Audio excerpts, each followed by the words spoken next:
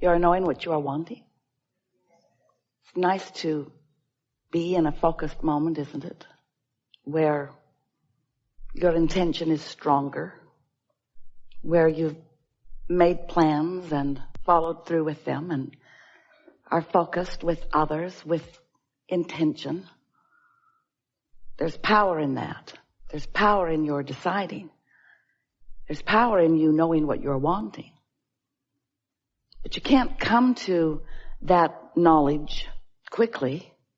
It takes some exposure to life to come to decisions about what you want. And what you want matters. It is of primary importance. It's why you're here. It's why you decided to come into this physical body and to focus here into this time and space, in these beautiful bodies, in this important time where there is so much balance. And by that we mean variety. And by that we mean contrast. Because out of the variety, out of the contrast, even the part of the contrast that you don't want to be there, there is the potential, the likelihood, the strong likelihood of you coming to your personal conclusions about what you prefer. And sometimes you don't seem to know how important it is that you get to decide what you want. Because you live in a society that seems, although it is not an entity that thinks with one mind, but you often believe that you are supposed to think like everyone else in order for there to be harmony. And you often also think that others should think like you in order for there to be harmony. Because it feels like sometimes to you that when there is sameness, there is harmony. And we want you to understand that there can be difference and diversity and still be harmony.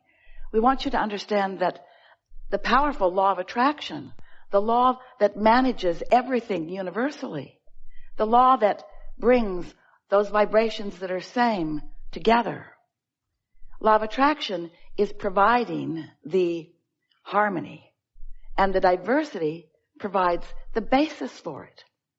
So, wouldn't you rather live some life and come to some of your own personal decisions about things, rather than just taking those around you's words for it? Didn't you find yourself early on knowing that you were misunderstood?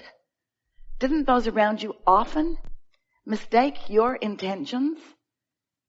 And so we want you to understand that while those around you, who are often those humans, dear hearts that they are often wanting you to agree with them, Jerry would say to Esther, and Esther would say, wait, I really want to know what you think. And Jerry would say, I don't really think you want to know what I think. I think you want me to think what you think. I think you want me to agree. And Esther would say, oh no, it's nothing like that. But she would enjoy a 3 or 4 hour conversation where he would finally come to agree with her.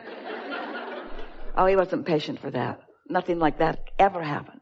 Because he understood, and we want you to understand, the value of your perspective in comparison with the perspective of others. Your goal in life is not to conform. Your goal in life is to create. And the only reason that anyone ever believes that they should or must conform is because you think that your power is in conformity. You think your power is in grouping up. You think your power is in coming together with others. And that is not the case at all. Your power is simply in your alignment to your source, to the energy that creates worlds. When you get tuned in, tapped in, turned on, when you are in alignment with who you are, clarity is your experience. And flow and ease is your experience. And so we're just saying, don't let those around you cause you to fragment your own clarity and knowing by acquiescing to agreeing with what they think just because they think it. They're not the boss of you. They want to be, but they are not. Now, we've spoken to all of your children just now. talking to all of you. We want you to feel the freedom of living your life and minding your own business and not trying so hard to find agreement with others, not caring so much what you're getting back from others, not being so much a reactionary person, instead being one who lives your own life and comes to your own conclusions and launches your own rockets of desires and builds your own vibrational reality. Understanding that as you ask, even though it is often silent, when you know what you don't want, you know what you do want. You've been putting forth these rockets of desire, these clear rockets of desire, since your first breath here in this physical experience. And much was already in your vortex of intentionality before you even entered this physical body as consciousness. And so you are a powerful creator, and you have resources that are lined up for you. And as you've carved out the details of what you like and what you prefer and who you are, your inner being has found harmony with those ideas, understanding your worthiness and your goodness. And we are wanting you to understand your worthiness and your goodness. And most of all, maybe, your power. We want you to feel the empowerment of alignment and release the disharmony of fractured energy. When you say, I would like more money, we would like that to be a clear statement of expectation, anticipation. We think it would be so wonderful if you didn't water that down by saying, I want more money, but I don't have enough. That's a fractured statement. That's a fractured point of view. That's weakening your desire. Your desire was clear every time you launched the rocket. And Source heard you and believed you and agrees with you and is lining up circumstances and events to accommodate you. But when you notice what is and what isn't enough money, your attention to not enough money causes you to offer a vibration that contradicts the desire of wanting more money. And you can't have it both ways. You can't be offering a vibration of a desire for more money flowing to you at the same time that you're offering a statement that it isn't flowing. Because the universe is not responding to your words. The universe is responding to your vibration. And your vibration is understood by you by the way you feel. So if you feel downtrodden, if you feel disadvantaged, if you feel taken advantage of, if you feel not enoughness about something, then it doesn't matter how many words you offer or how many people you tell or how much you smile and hype your cause. The universe isn't responding to your words. The universe is responding to how you feel.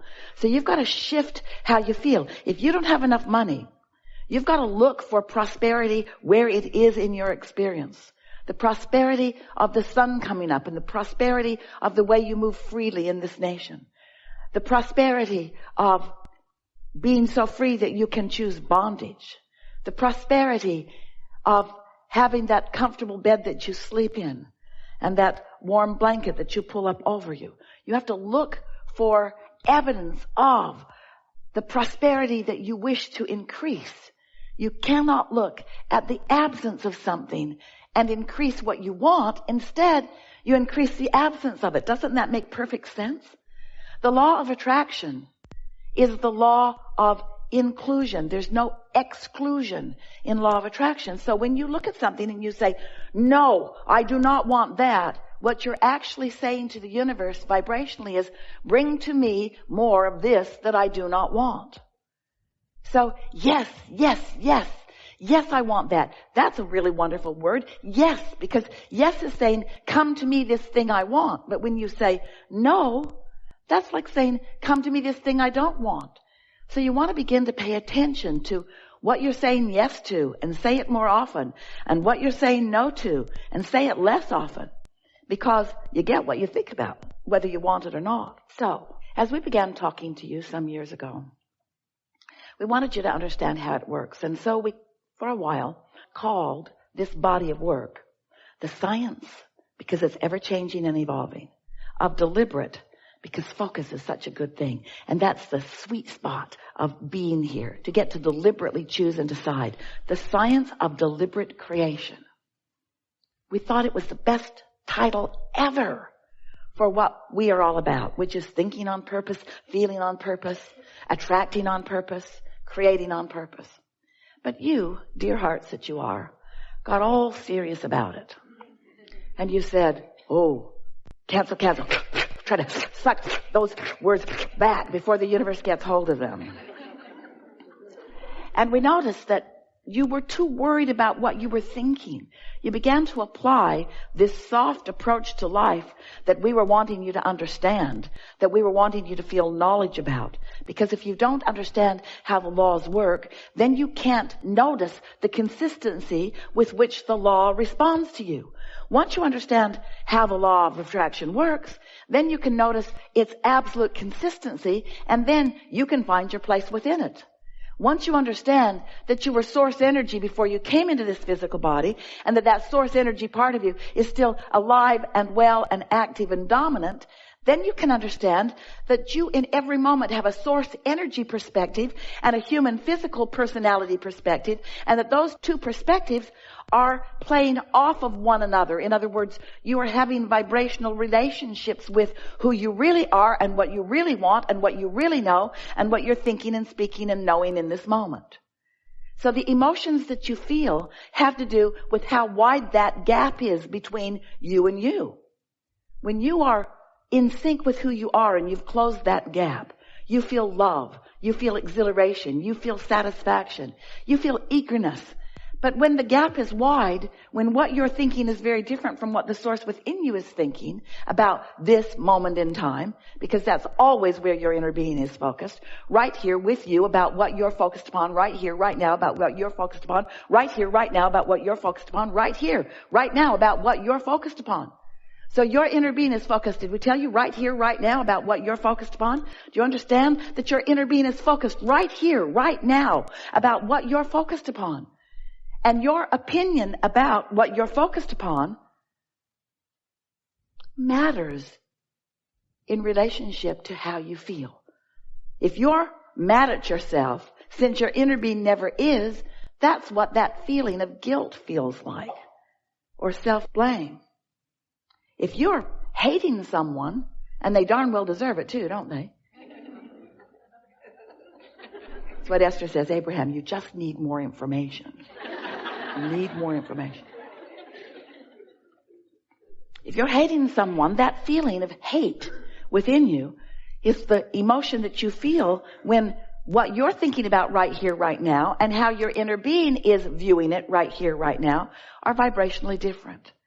So once you realize how long you have lived, how many lives you have lived, how much you've come to, how expanded and evolved you are, and how important this life has been in adding to who your inner being is, the total expansion of who you are, then you come to understand quite easily with a little bit of practice that caring about how you feel means caring about this gap. Caring about how you feel and doing something about it gradually. You can't do it all at once any more than you could just jump over a house. You have to gradually move it. A few years ago, Esther and her wonderful team and many of you went on a cruise to the Panama Canal. And it was so interesting because the water level as they approached the canal was 84 feet difference from the body of water that they were going to be in on the other side of it. 84 feet. Now that ship is not just going to jump 84 feet. It would be hard on the ship and everybody in it. So instead, it just moved into a channel, and then the water gradually rose. And when the water was level with the next lock, they opened the gates and the ship just sailed in. And then the water rose again. And when the water was level with the next lock, then the gate opened and the ship just sailed